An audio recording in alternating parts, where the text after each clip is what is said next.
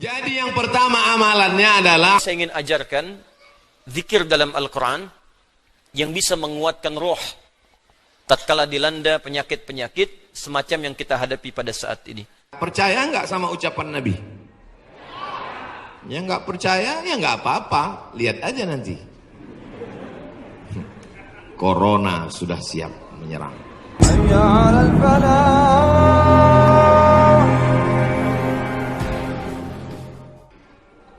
Man lazimal istighfar, siapa yang memperbanyak istighfar, ja'alallahu lahu min kulli dhiqin makhraja, segala kesempitannya diberikan kelapangan, wali kulli hammin faraja, segala kesusahannya diberikan kebahagiaan, warazaqahu min haitsu la yahtasib, diberi solusi dan rezeki dari jalan yang tidak disangka-sangka.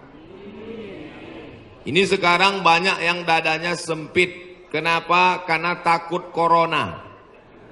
Banyak sekarang yang pikirannya sempit karena melihat wabah yang luar biasa. Jamaah umrah sudah sampai airport, pulang lagi. Karena pemerintah Saudi memberikan masa waktu 3 minggu. Mereka belum punya alat detektornya. Khawatir masuk jamaah membawa bakteri atau keluar yang sudah menyebarkan, maka alatnya ini sedang dibeli, maka jamaah umrah di stop dulu. Sekarang banyak orang ketakutan, tapi nampaknya jamaah ini tidak ada satupun yang takut. Bahkan ada orang yang sekarang takut bersalaman karena tangannya itu dikhawatirkan membawa kuman-kuman penyakit.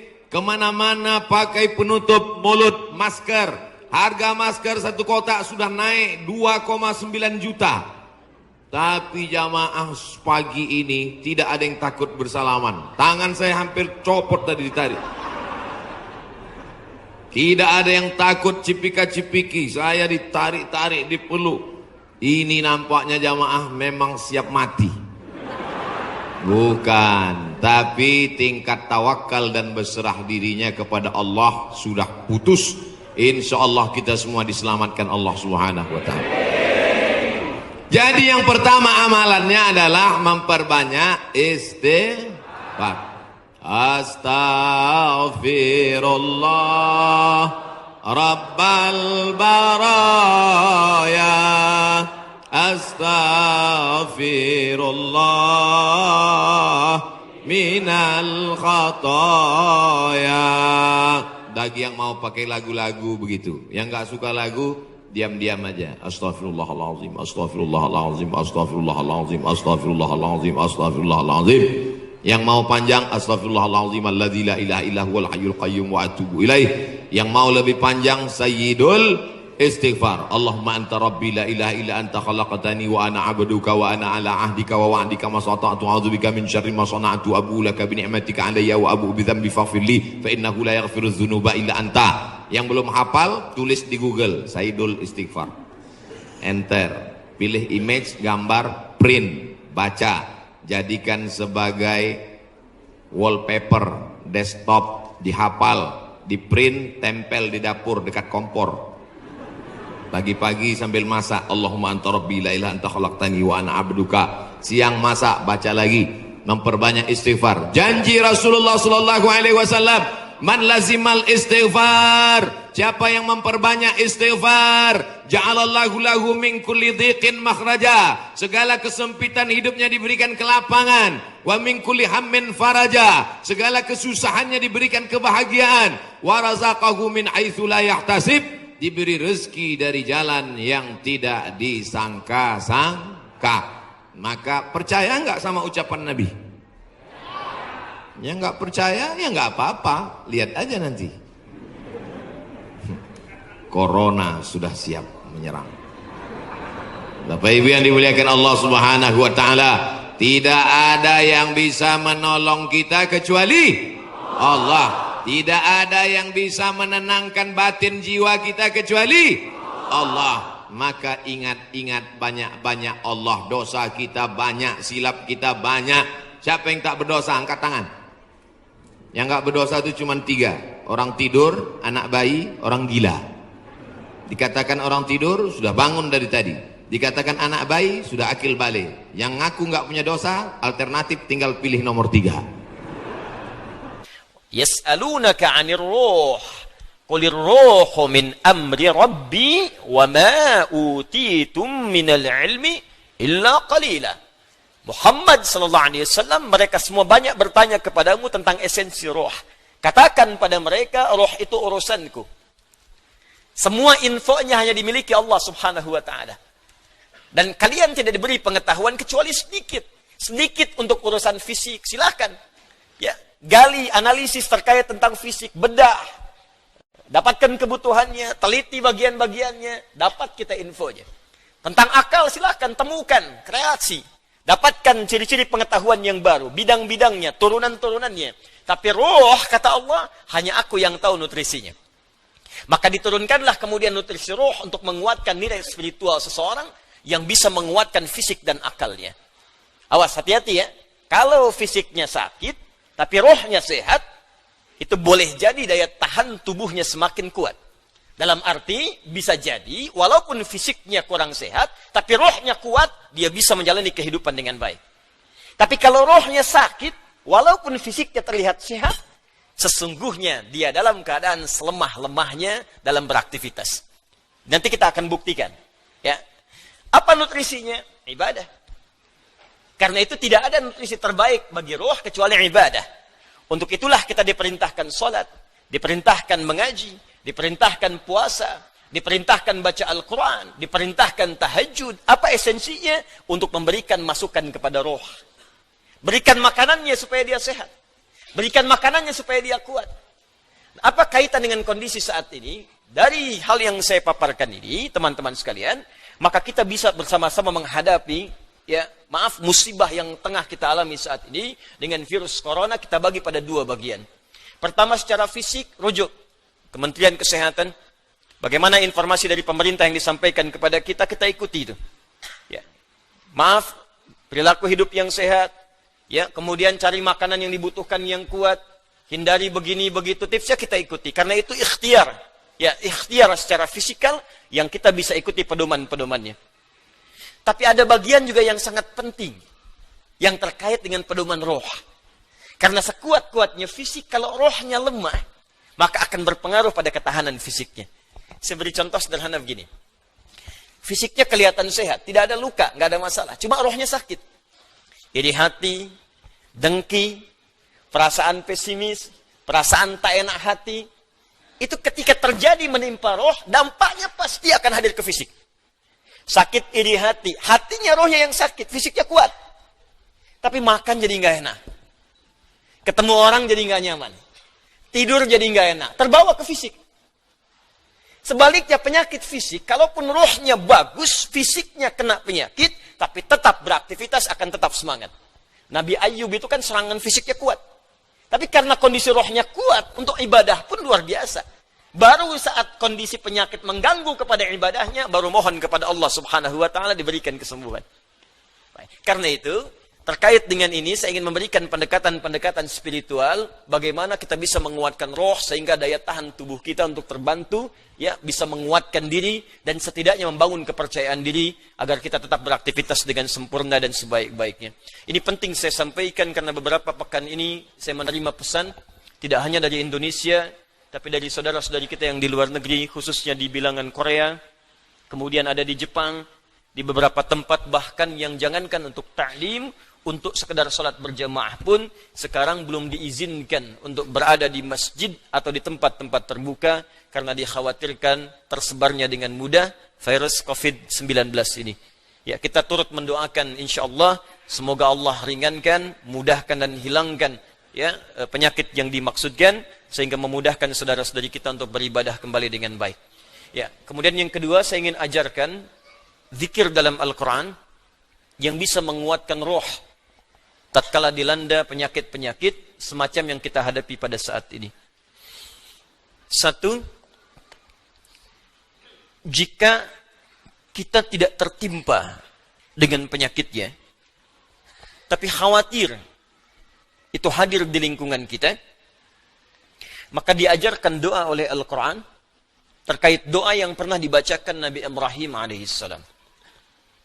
Salah satunya terdapat di Quran surah ke-26 Asy-Syu'ara ayat ke-80.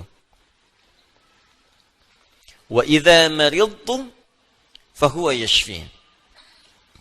Wa idza maridtu fahuwa yashfin. Singkat, padat. Wa idza maridtu fahuwa yashfin. Kalaupun aku sakit, apapun penyakitnya, pasti Allah akan menyembuhkan. Saya ulang ya. Wa idza maridtu fahuwa yashfin. Kalaupun aku ditimpa penyakit, apapun penyakitnya, pasti Allah sembuhkan. Ini bentuknya fi'il madhi, tapi maknanya mudhari'. Das ya?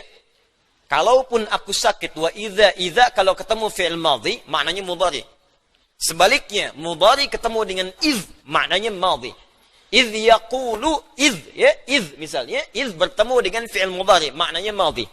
Tapi kalau fi'il madhi bertemu dengan idza, ya, itu maknanya mudhari, akan, belum kejadian. Ya, belum kejadian. Jadi kalau Anda khawatir dengan hal-hal demikian, kata Al-Quran tetap optimis. Tetap semangat. Ya, jadi kalau ada penyakit, ada apapun di sekitaran kita, jangan sampai berhenti beraktivitas. Kalau menjadi epidemi, jadi wabah, kata Nabi, lakukan karantina. Benar yang dikerjakan sekarang. Yang sakit jangan datang ke tempat-tempat perkumpulan, jangan keluar dari wilayah, kata Nabi, tinggal di situ. Yang tak sakit jangan berkunjung ke situ. Nah, itu perintah yang Nabi sampaikan ketika menjadi kepala negara. Maka kalau sekarang kepala negara atau lewat kementerian menginformasikan, jangan dulu orang asing masuk ke sini. Atau yang kena penyakit jangan berbaur. Nah, itu bagus, kita ikuti.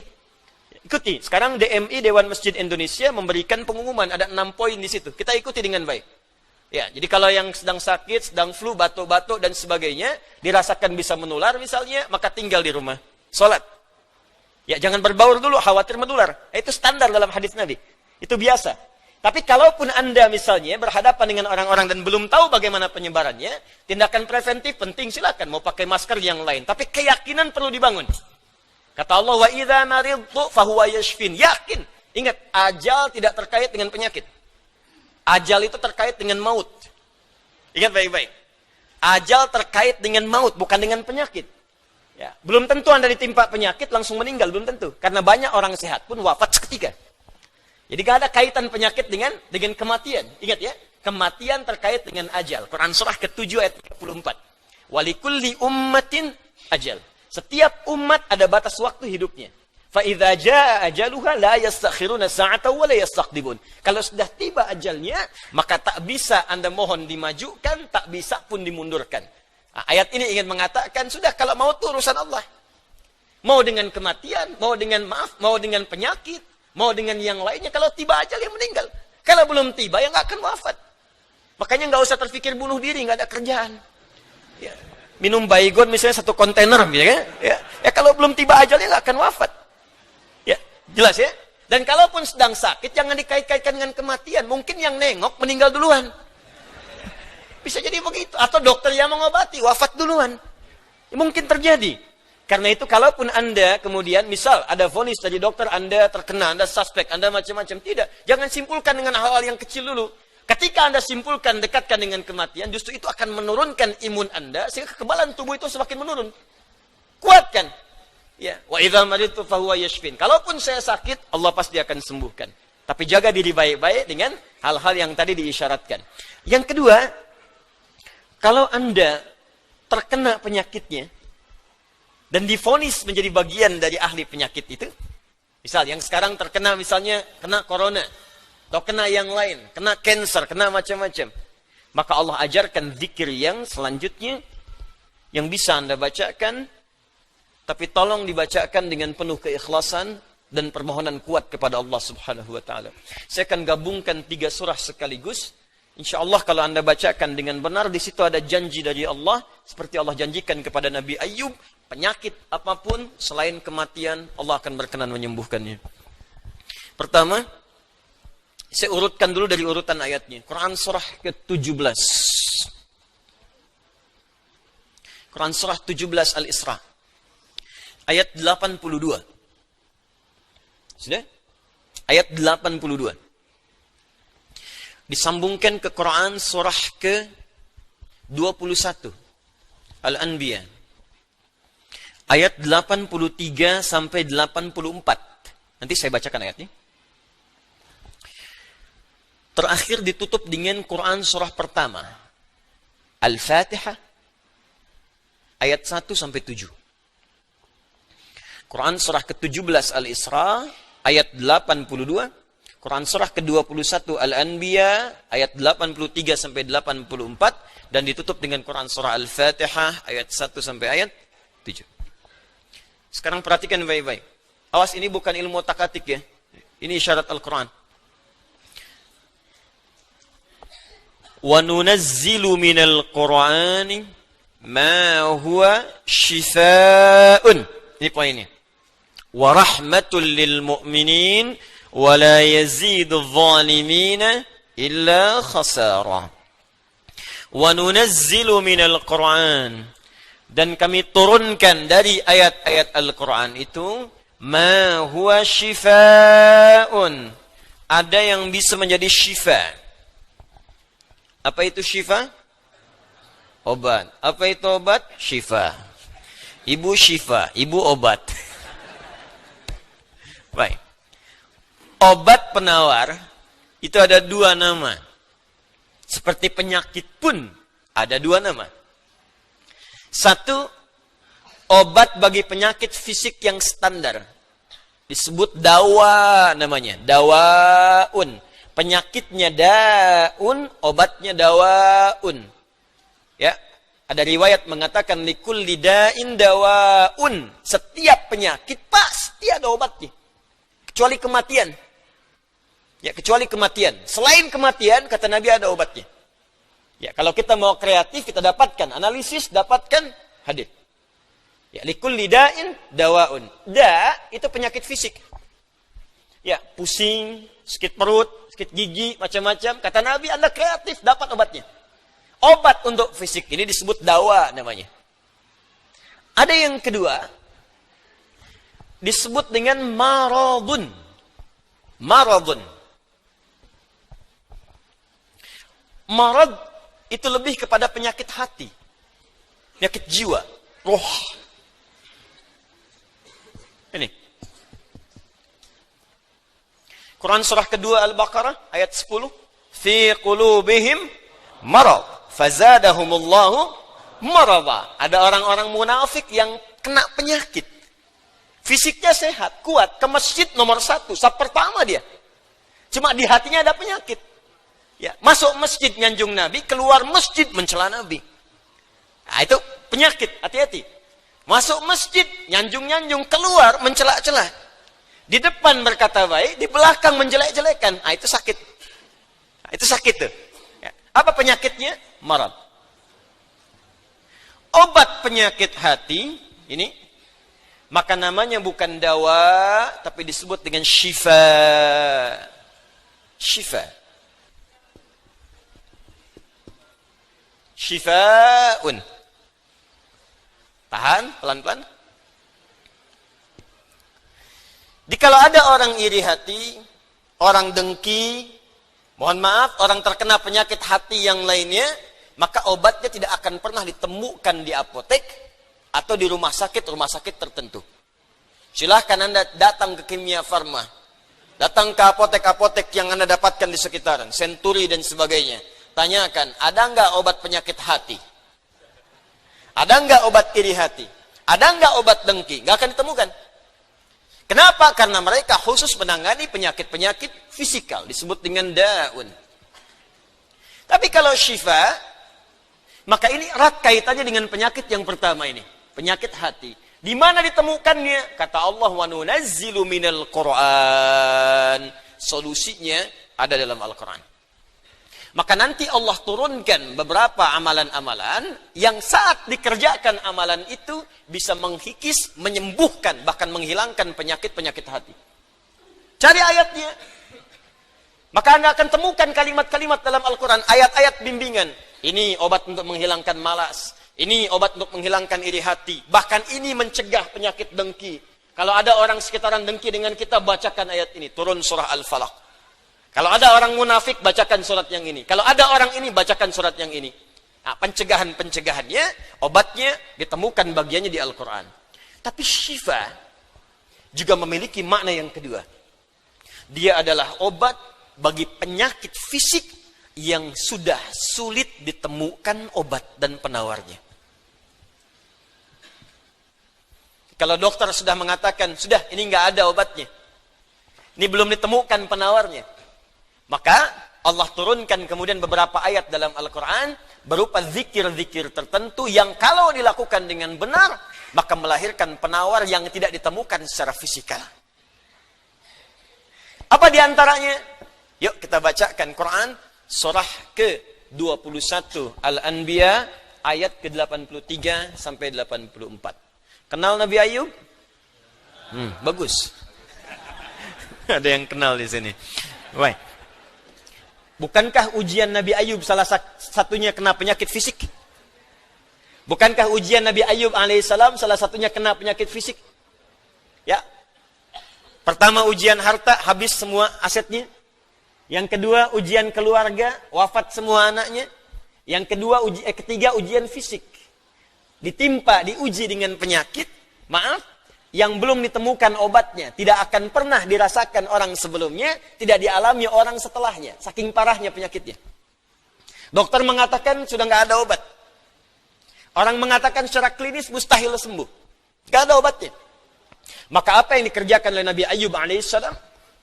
Ingat, ini pesan dari Al-Quran. Ada isyarat begini, ketika manusia mengatakan, makhluk mengatakan ini mustahil, itu tanda pertama dari Allah supaya langsung kita diminta untuk memohon kepada Allah Subhanahu Wa Taala.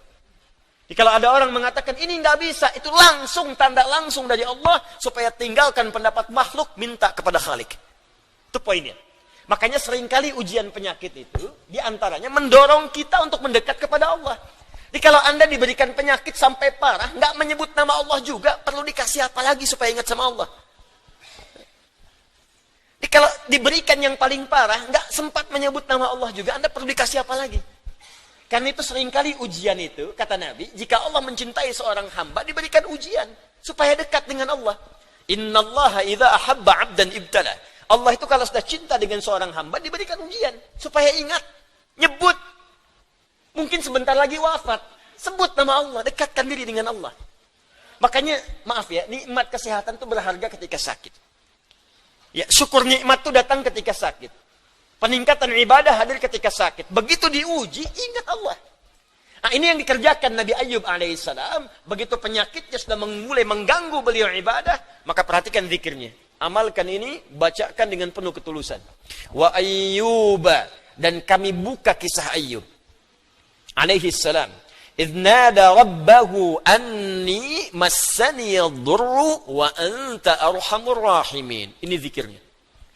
Anni massani yadurru wa anta arhamur rahimin. Anda boleh bacakan dari sini. Ya, anni massani yadurru wa anta arhamur rahimin. Allahumma anni massani yadurru wa anta arhamur rahimin. Allahumma anni massani yadurru wa anta arhamur rahimin. Dalam tahajud Anda mohon kepada Allah. Yang divonis misalnya matanya sulit sembuh. Yang divonis misalnya ini penyakit gak mungkin sembuh. Yang divonis cancer macam-macam, minta. Allahumma anni massani yadurru wa anta arhamur rahimin. Ya Allah, penyakit ini sudah mulai mengganggu saya untuk bisa fokus ibadah kepadamu. Ini kuncinya. Jadi kalau bacakan ayat ini, arahkan ke kepentingan ibadah. Jangan cuma minta sembuh. Sebab yang pengen sembuh pun banyak. Jangankan Anda, yang lain pun pengen sembuh. Apa motivasinya supaya Allah cepat sembuhkan kita? Maka dekatkan kesembuhan itu pada kepentingan ibadah. Minta, ya Allah saya pengen sholat. Berikan kesembuhan pada kaki saya untuk bisa melangkah. Ini peserta karantina Al-Quran, mungkin sebentar lagi akan datang kisahnya. Ada salah satu matanya yang gak berfungsi. Divonis gak bisa melihat. Gak bisa melihat salah satunya. Dia ikut karantina. Dia baca Quran dengan tulus. Dia berdoa kepada Allah. Sekitar 2-3 hari yang lalu, tiba-tiba dia masuk kamar mandi, dapat cahaya, terbuka, melihat semua. Sekarang matanya bisa melihat normal dua-duanya. Minta, Allahumma anni massani yadurru wa anta arhamur rahimin. Sebentar.